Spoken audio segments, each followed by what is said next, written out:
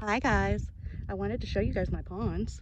The Texas drought has definitely taken a toll on them. This is the larger one, which you'll have to excuse because my ex-husband started doing dirt work down here last year, and he did a little bit and then came back a second time and just barely did any, and we were having a disagreement because he wanted to make my pond one great big gigantic pond all across this back part of my property, and that's not what I want. And he got mad because I didn't want to do what he wanted, so he didn't come back. And then after that, his bobcat broke down, and it's $13,000 to fix it, so it's never been fixed.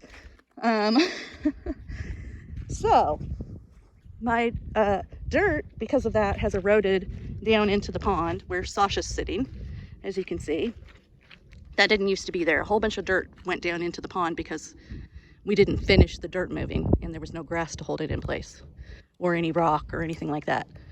So the plan was to make this pond come this direction quite a bit over here, because over there is where the dam is, part of the dam. Of course, right there's some of it, but it's broken right in there.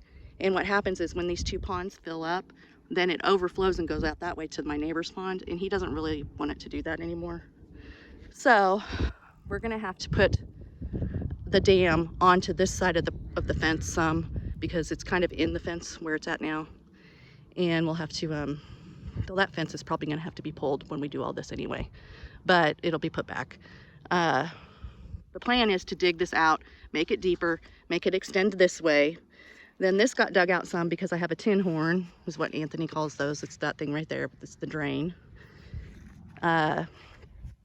Or whatever you want to call it. It's supposed to go between these two so that if one's too full, the other will fill.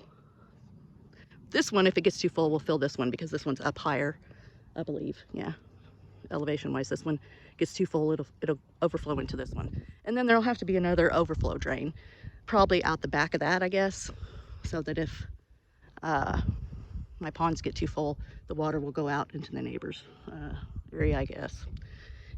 There's a low spot down there.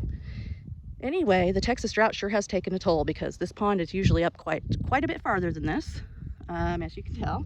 And then this little bitty pond over here, which I like, we were just going to dig it out a little more, is what I was planning because I kind of liked it. I think it's neat. It has a bunch of trees. I wish I had a tractor or something to pull those out, but I don't.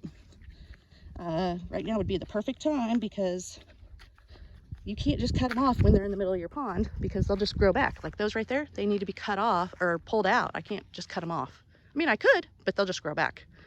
So I wish I had something to pull those out with, but I don't. So as you can see, the water's usually up to here, and look, that's all there is.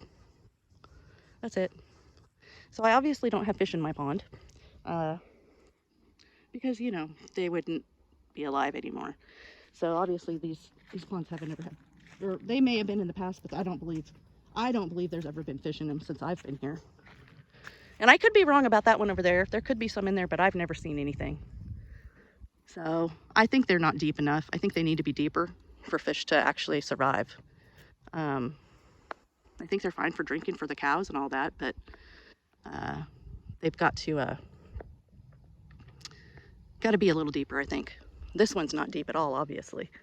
So anyway, I wish I had a tractor.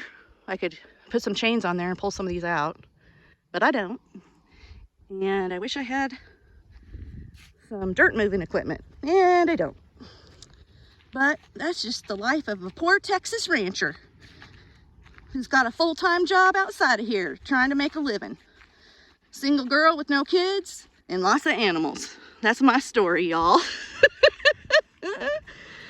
And I'm getting old, so I better get my act together.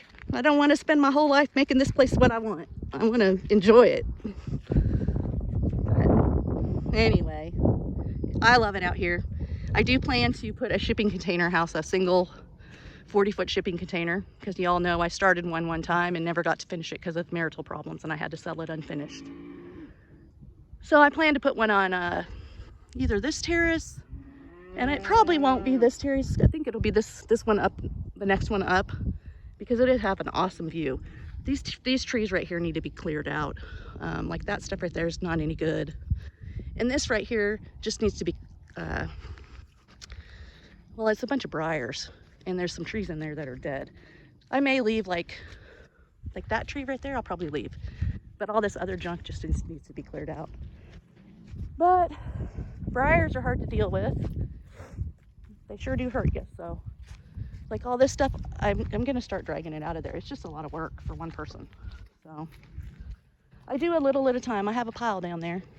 I do a little at a time. And whenever we get some rain, which is hopefully gonna be this week, then I can burn that burn pile and start over again and put some more in there, and eventually I'll get stuff cleaned up a little bit, right, Rosie Red?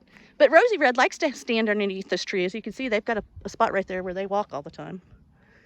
And it's water drainage too, but they walk right there a lot. I see them.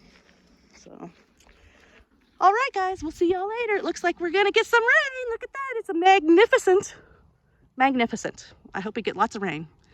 Have a chance for about 6 days, so pretty good chance. So pray for Texas, y'all, because we need it. All right, see y'all later. Bye.